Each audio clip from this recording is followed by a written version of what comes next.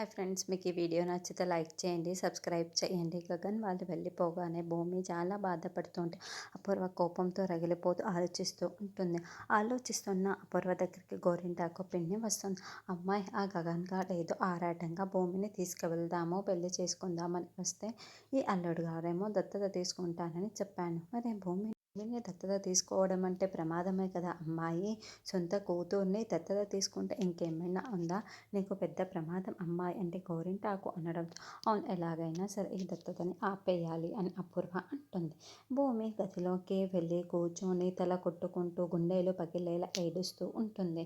తర్వాత అపూర్వ గోరింటాకు గదిలోకి ఉన్న నక్షత్ర దగ్గరికి వస్తారు. నక్షత్ర వెంటనే అపూర్వ దగ్గరికి పరిగెత్తుకుంటూ వచ్చాడా నా గగన్ బావ వచ్చాడా, నా కోసం వచ్చే ఉంటాడు, నా కోసం గగన్ బావతో నేను వెళ్ళే ఉంటాను అని పరుగులు పెడుతూ చెప్పేది విను, నేను చెప్పేది విను, లేకుంటే కొడతాను అని అపూర్వ ఎత్తి అరుస్తూ ఉంటుంది. పిచ్చిదానిలా ప్రవర్తించకు, వాడు నీ కోసమో నీ ప్రేమ కోసమో రాలేదు, వాడు ప్రేమించింది భూమి అని అపూర్వ చెబుతూ ఉంటుంది. లేదు, నువ్వు అబద్ధం చెప్తున్నావు అని మళ్ళీ నక్షత్ర అదే పాట పాడుతూ ఉంటుంది. లేదు, నేను చెప్తుందే నిజం, వాడు భూమిని తీసుకువెళ్ళడం కోసమే వచ్చాడు. ఒకవేళ నీ కోసమే వచ్చి ఉంటే నిన్ను, ఆ గగన్ గాని ఇద్దరిని కలిపి మా బావ ఎప్పుడో చంపేసి ఉండేవాడు అని అపూర్వ చెబుతుంది. అప్పటికి ఆ శారద నువ్వు ఆ గగన్ గారిని ప్రేమిస్తున్నాడన్న లేనిపోని నూరిపోయాలని చూసింది. అది అబద్ధమని చెప్పడానికి నా తల ప్రాణం తోకకొచ్చింది. నేను కవర్ చేసుకోవడానికి ఎంత అల్లాడిపోయానో అని అపూర్వ కోపంగా చెబుతూ ఉంటే అప్పటికి నక్షత్ర నమ్మాలనిపించక గోరింటాకు దగ్గరికి వచ్చి చేతులు పట్టుకొని, నువ్వు చెప్పు గోరింటాకి, అమ్మ చెప్తుంది నిజమా కాదా అబద్ధమా అని అడుగుతుంది. అమ్మ ఎప్పుడు పిల్లలకి అబద్ధాలు చెప్పదు నక్షత్ర, అమ్మ నీకు నిజమే చెబుతుంది అని గోరింటాకు కన్ఫర్మ్ చేస్తుంది. దాంతో నక్షత్ర ఒక్కసారిగా బెడ్ పైన బోర్లా పడుకొని చాలా చాలా ఏడుస్తూ ఉంటుంది. ఏడు, బాగా ఏడు, ఇప్పుడు నా ప్రాణం అని బావకు తెలుసు కదా, కానీ నువ్వు వాడిని ప్రేమిస్తున్నావని బావకు తెలిసిందే అనుకో, నా ప్రాణమైనా నీ ప్రాణాలు తీసేస్తాడు. ఏడ్చి ఏడ్చి నువ్వు అన్నీ మర్చిపో, అంతే, ఇంకేమీ చెయ్యకు. అపూర్వ కోపంగా వెళ్ళిపోతూ ఉంటుంది. అపూర్వ బయటికి రాగానే అమ్మాయి నక్షత్ర గగన్గాన్ని మర్చిపోతుందా అంటే ఆ ఖచ్చితంగా మర్చిపోతుంది, నా కూతురు కాబట్టి అని అపూర్వ అంటుంది. కానీ అల్లుడు గారు ఆ భూమిని తీసుకుంటున్నాడు కదా అంటే నీ సూసైడ్ నువ్వే చేసుకుంటున్న అమ్మాయి. అసలు ఈ కృష్ణప్రసాద్ రాత్రి గగన్ గారు ఇంటికి రాకుండా అడ్డుకోవడానికే వెళ్తే నువ్వే మీరానే రెచ్చగొంటి బరి పంపించావు. దాంతో ఆ గగన్ గారు వచ్చాడు, భూమి ఏమో వెళ్ళిపోలేదు అంటే నీ సూసైడ్ నువ్వే నిర్ణయించుకున్నావని గోరింటాకు అంటే ఆ భూమి ఇలా ఎదురు తిరుగుతుంది అని నేను కలలో కూడా ఊహించలేదు అని అపూర్వ అంటోంది. ఇప్పుడు దత్తత తీసుకున్నాడే అనుకో, దానికి వచ్చిన భరతనాట్యం కాస్త నీ నెత్తి మీద చేస్తుంది, నువ్వేం చేస్తావు అని గోరింటాకు అంటే, లేదు, ఆ దత్తత కార్యక్రమం నేను ఎలాగైనా సరే అడ్డుకునే తీరుతాను అని అపూర్వ అంటుంది. ఇక భూమి చాలా చాలా గుండెలు పగిలేలా ఏడుస్తూ ఉంటే కృష్ణప్రసాద్ అక్కడికి వచ్చి తల నిలుముతూ ఏడవకమ్మ ఏడవకు అని ఓదారిస్తూ భూమి ఆయన గుండెలపైన పడుకొని ఏడుస్తూ ఉంటుంది. ఏమైందమ్మా, నేను అప్పటికే నీ గగన్ గారితో వెళ్ళిపోమ్మని చెప్పాను, ఎందుకమ్మా ఇలా చేశావు అని కృష్ణప్రసాద్ నిలదీస్తూ ఉంటాడు. కన్న తండ్రి నా కూతుర్ని ఇలా తీసుకువెళ్తావు అని అడుగుతూ ఉంటే అప్పటికే మీరు చెప్పినట్లు ఎప్పటికీ మేము కలుస్తామన్న నమ్మకంతో వెళ్ళిపోదాం అనుకున్నాను మహామయ్య, కానీ ఇదిగో నా కూతురు దత్తత తీసుకుంటున్నానని అన్నప్పుడు నాన్న మనసు విరిచి వెళ్ళిపోవడానికి నాకు మనసు రాలేదు మామయ్య అని భూమి ఏడుస్తూ చెబుతూ ఉంటుంది.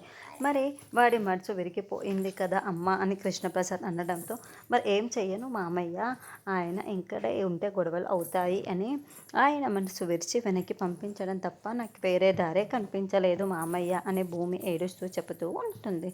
మరి ఇప్పుడు ఏం చేద్దాం అనుకుంటున్నావు అమ్మ అని కృష్ణప్రసాద్ అడగడంతో, ఏం చెయ్యను మామయ్య, నాన్న వైపు నుంచి నేను గెలిచాను, ఆయన మనసు విరిచి నేను ఓడిపోయాను, అర్థం కావటం లేదు, ఇలా ఏడవటం తప్ప ఏం చెయ్యను మామయ్య, ఏం చెయ్యను అని భూమి ఏడుస్తూ ఉంటుంది. కల్మషం లేని మనుషులు మామయ్య వాళ్ళు, అలాంటి వాళ్ళని నేను ఎన్నెన్ని మాటలు అన్నాను, ఈ పాపం నాకు ఊరికే పోదు. అమ్మలా కోరు ముద్దలు తినిపించిన శారద ఆంటీని నా మాటలతో బాధపెట్టాను, ఆయన ప్రేమ గగనం, ఆయన ప్రేమలో సగం కూడా తిరిగి ఇవ్వలేని నేను నా మాటలతో నేను ఆయన్ని చంపేశాను మామయ్య, ఆయన నన్ను ప్రేమించలేదా అని సూటిగా నా కళ్ళల్లో చూస్తూ ప్రశ్నించినప్పుడు నా గుండె ఆగిపోయింది మామయ్య అని గుండెలు పగిలేలా భూమి ఏడుస్తూ ఉంటుంది.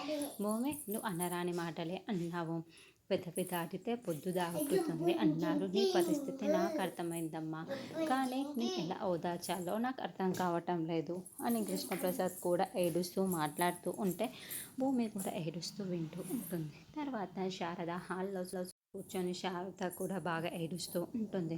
మామూలు మనిషే అని నిరూపించుకుందమ్మా, అవసరం కోసం మన ఇంటికి వచ్చింది, కన్న వాళ్ళని వెతుక్కుంటూ మొదట ఈ ఇంటికి వచ్చింది, ఇప్పుడు ఆ ఇంటికి వెళ్ళింది, ఇప్పుడు మనకంటే ఎక్కువ వాళ్ళ దగ్గర ఎక్కువ డబ్బు ఉంది కదా, అందుకే ఆ ఇంటికి వెళ్ళిపోయింది. ఎన్నిసార్లు మనం రమ్మన్నా ఏదో ఒక వంక చెప్పి తప్పించుకునేది, చివరికి తన కన్న వాళ్ళ ఆచూకి ఆ ఇంట్లో వాళ్ళకి తెలిసి అన్ని పెద్ద అబద్ధం ఆడి ఆ ఇంట్లోనే ఉండిపోయింది.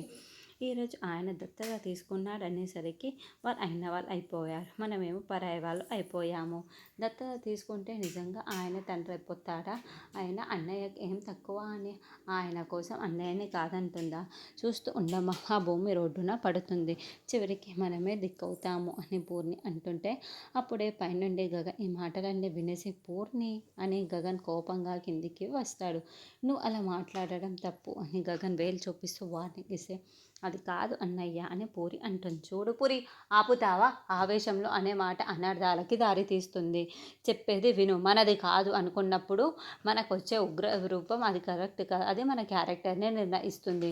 నిన్నటి వరకు భూమి బాగుండాలని కోరుకున్నావు కదా, మరి ఈరోజు భూమి రోడ్డు మీద పడిపోవాలి అంటున్నావు, అది కరెక్టేనా? ఆలోచించు అని గగన్ అంటే అది కాదన్నయ్య అని పూర్ణి అంటుంది. లేదు, తప్పుగా నోరు జారినప్పుడు తప్పు ఒప్పుకోవాలి, సే సారీ అని గగన్ అనగానే సారీ చెప్పాలా? ఎవరికన్నయ్య? నిన్ను కాదనుకున్న ఆ భూమికా, ఇంకా ఆ భూమిని సపోర్ట్ చేస్తున్నా నీకా అని పూర్ణి ప్రశ్నిస్తూ ఉంటుంది. పూర్ణి ఈ మాటలన్నీ చాలా చాలా ఏడుస్తూ ఉంటుంది. అప్పుడే గగన్ పూర్ణిని గుండెలపైన పెట్టుకొని తల నిమురుతూ, పూర్ణి నీ బాధ నాకు అర్థమవుతుందమ్మా, నా మీదున్న నీ ప్రేమ నాకు అర్థమవుతుంది, కానీ మనం తప్పుగా మాట్లాడినప్పుడు మనకు మనమే సారీ చెప్పుకోవాలి, అదే మన క్యారెక్టర్ని డిసైడ్ చేస్తుంది. ఇప్పుడు ఎవరో ఒక ఫ్రెండ్ వచ్చి మనకు ఐ లవ్ యూ చెప్పాడే అనుకో, నువ్వు ఓకే చెప్పిస్తావా అని గగన్ అంటే ఏమో నాకు తెలియదు అని పూర్ణి అంటుంది.